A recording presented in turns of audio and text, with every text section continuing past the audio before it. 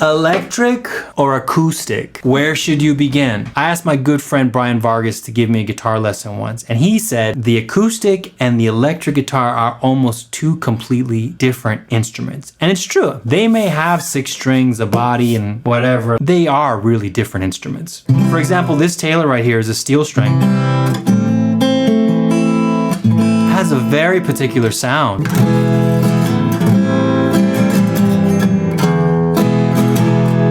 It has a certain timbre, a certain quality that makes it very different from my nylon.